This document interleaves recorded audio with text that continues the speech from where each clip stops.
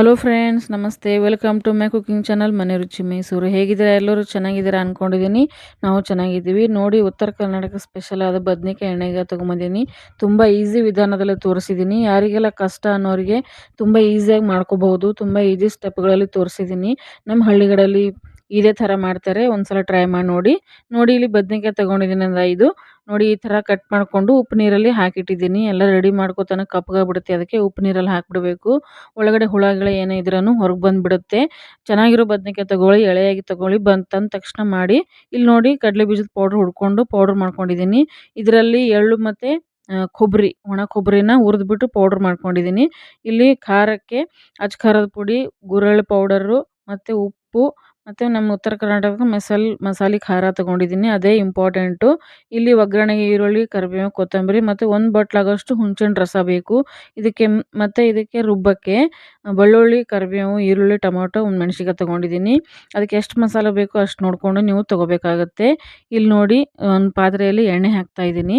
ಎಣ್ಣೆ ಸ್ವಲ್ಪ ಜಾಸ್ತಿನೇ ಬೇಕಾಗುತ್ತೆ. ಇದು ಹುರ್ಕೊಳ್ಳೋಕ್ಕೆ ಮಸಾಲೆ ಹುರ್ಕೊಳ್ಳೋಕ್ಕೆ 1-2 ಸ್ಪೂನ್ ಎಣ್ಣೆ ಹಾಕ್ಕೊಳ್ಳಿ. ಚೆನ್ನಾಗಿ ಟೊಮೊಟೊ, ಈರುಳ್ಳಿ, ಬೆಳ್ಳುಳ್ಳಿ, ಸ್ವಲ್ಪ ಶುಂಠಿ ಸಹ ನೀವು ಹಾಕೋಬಹುದು. ನಾನು ಶುಂಠಿ ಹಾಕಿಲ್ಲ. ನಮ್ಮ ಉತ್ತರ ಕನ್ನಡ ಶುಂಠಿ ಜಾಸ್ತಿ ಯೂಸ್ ಮಾಡೋದಿಲ್ಲ. ಬೆಳ್ಳುಳ್ಳಿ ಹಾಕಿದ್ದೀನಿ. ಈಗ ನೋಡಿ, ಮಸಾಲೆ ರೆಡಿ ಮಾಡ್ಕೊಳ್ಳೋಣ.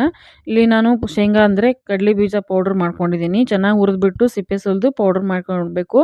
ಅದಕ್ಕೆ ನಾನು ಗುರೆಳ್ಳು ಪುಡಿ ಮತ್ತು ನಮ್ಮ ಉತ್ತರ ಕರ್ನಾಟಕ ಸ್ಪೆಷಲ್ ಅಂತ ಮಸಾಲೆ ಖಾರ ಇರುತ್ತೆ ನೋಡಿ, ಮೇನ್ ಇಂಗ್ರೀಡಿಯೆಂಟ್ ಅದೇ ನೋಡಿ. ನಮ್ಮ ಬದನೆಕಾಯಿ ಎಣ್ಣೆಗಾಯಿಗೆ ಅದೇ ಹಾಕ್ಕೋಬೇಕು. ಮತ್ತು ಇಲ್ಲಿ ಎಳ್ಳು ಮತ್ತು ಒಣ ಕೊಬ್ಬರಿನ ಹುರಿದ್ಬಿಟ್ಟು ಪೌಡ್ರ್ ಮಾಡ್ಕೊಂಡು ಇಟ್ಕೊಂಡಿದ್ದೆ.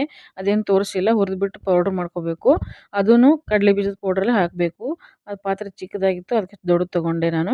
ಉಪ್ಪು, ಖಾರ ಮತ್ತು ಅರಿಶಿನ, ನಮ್ಮ ಉತ್ತರ ಕರ್ನಾಟಕ ಸ್ಪೆಷಲ್ ಮಸಾಲ ಖಾರ ಅದೊಂದು ಸ್ಪೂನ್ ಇದ್ರೇ ಚೆನ್ನಾಗಿದ್ದಕ್ಕೆ ಕಂಪಲ್ಸರಿ. ಗುರೆಳ್ಳು ಪೌಡರು ಮತ್ತು ನಮ್ಮ ಉತ್ತರ ಕರ್ನಾಟಕ ಮಸಾಲೆ ಖಾರ ಇದ್ರೇ ನಮ್ಮದು ಬದನೆಕಾಯಿ ಎಣ್ಣೆಗಾಯಿಗೆ ಸ್ಪೆಷಲ್ ರುಚಿ. ನೋಡಿ, ಚೆನ್ನಾಗಿ ಮಿಕ್ಸ್ ಮಾಡ್ಕೊಳ್ಳಿ.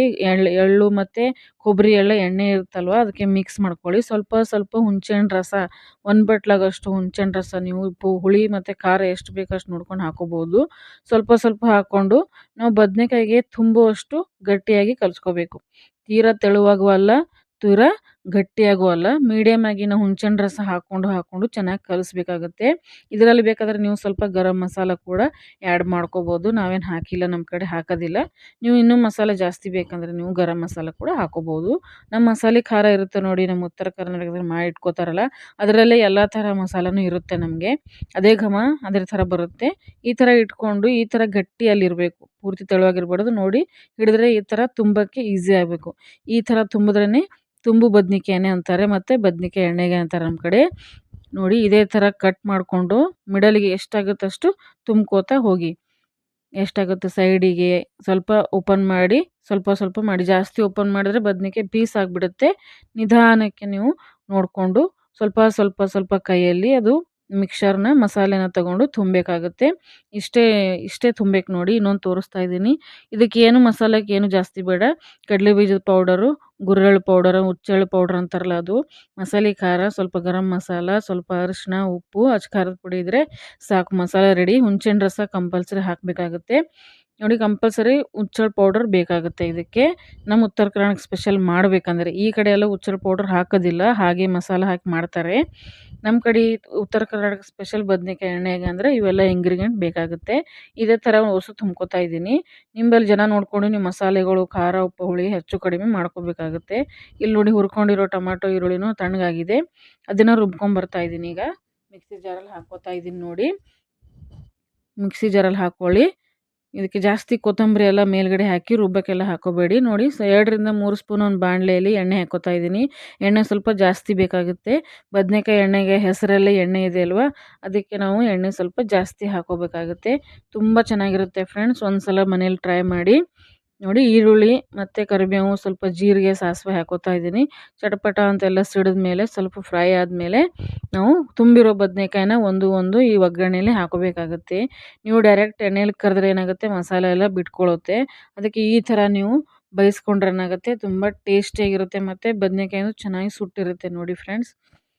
ತುಂಬ ರೊಟ್ಟಿಗೆ, ಚಪಾತಿಗೆ, ಅಕ್ಕಿ ರೊಟ್ಟಿಗೆ ತುಂಬ ಒಳ್ಳೆ ಕಾಂಬಿನೇಷನ್ ಫ್ರೆಂಡ್ಸ್. ಜೋಳದ ರೊಟ್ಟಿ, ಅಕ್ಕಿ ರೊಟ್ಟಿ, ಚಪಾತಿಗೆ ಹೇಳಿ ಮಾಡಿಸಿದ ಗ್ರೇವಿ ಇದು. ನೀವು ಗ್ರೇವಿ ಎಷ್ಟು ಬೇಕಷ್ಟು ನೋಡಿಕೊಂಡು ಮಾಡ್ಕೋಬೋದು.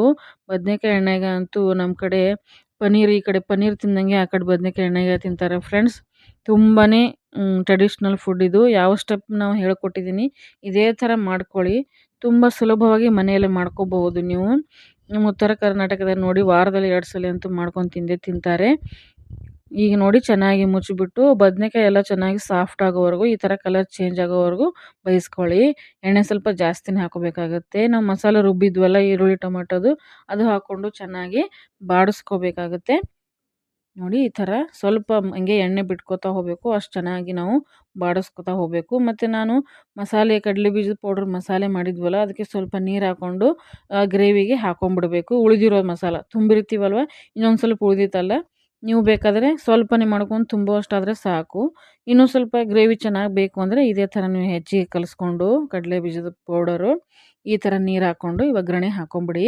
ಚೆನ್ನಾಗಿ ಗ್ರೇವಿ ಆಗುತ್ತೆ. ನಮ್ಮ ಕಡೆ ಗ್ರೇವಿ ಜಾಸ್ತಿ ಬೇಡ್ತಾರೆ ಮನೆಯಲ್ಲಿ, ಅದಕ್ಕೆ ಗ್ರೇವಿ ಜಾಸ್ತಿ ಮಾಡ್ಕೊಂಡಿದ್ದೀನಿ. ನೀವು ಬೇಡ ಜಾಸ್ತಿ ಬದನೆಕಾಯಿನ ಕಾಣಿಸ್ಬೇಕಂದ್ರೆ ಸ್ವಲ್ಪ ಕಡಲೆ ಬೀಜ ಪೌಡ್ರ್ ಕಮ್ಮಿ ಹಾಕ್ಕೊಳ್ಳಿ. ಕಮ್ಮಿ ಹಾಕ್ಕೊಂಡು ನೀರು ಕಮ್ಮಿ ಹಾಕ್ಕೊಂಡು ಸ್ವಲ್ಪ ಬೇಯಿಸ್ಕೊಂಡ್ರೆ ಸರಿ ಹೋಗುತ್ತೆ. ಉಪ್ಪು ರುಚಿಗೆ ತಕ್ಕಷ್ಟು ಉಪ್ಪು, ಸ್ವಲ್ಪ ಬೆಲ್ಲ ಹಾಕಬೇಕು. ಬೆಲ್ಲದ ವಿಡಿಯೋ ಸ್ವಲ್ಪ ಸ್ಕಿಪ್ ಆಗಿದೆ ಅನ್ಕೋತೀನಿ. ಸ್ವಲ್ಪ ಬೆಲ್ಲ ಹಾಕೋಬೇಕಾಗುತ್ತೆ. ಮತ್ತು ಕೊತ್ತಂಬರಿ ಹಾಕಿ ಚೆನ್ನಾಗಿ ಕುದಿಸ್ಕೋಬೇಕು. ಬೆಲ್ಲ ಮಾತ್ರ ಕಂಪಲ್ಸರಿ. ಹುಳಿ ಹಾಕಿರ್ತೀವಲ್ಲ ಒಂದೇ ಒಂದು ಚಿಕ್ಕದು ಗಾತ್ರದಷ್ಟು ಬೆಲ್ಲನ ಹಾಕಿಬಿಡಿ. ನೋಡಿ ಎಣ್ಣೆ ಬಿಡ್ಬೇಕು ಈ ಥರ. ನೋಡಿ ಎಷ್ಟು ಮಸ್ತಾಗಿ ಬಂದಿದೆ ಅಲ್ವಾ?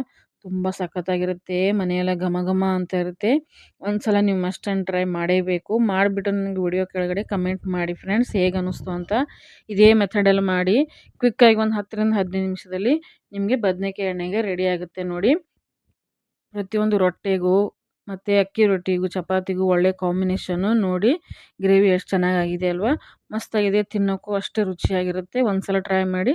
ಮತ್ತೆ ಸಿಗೋಣ ಫ್ರೆಂಡ್ಸ್ ನೆಕ್ಸ್ಟ್ ವಿಡಿಯೋದಲ್ಲಿ. Thank you for watching.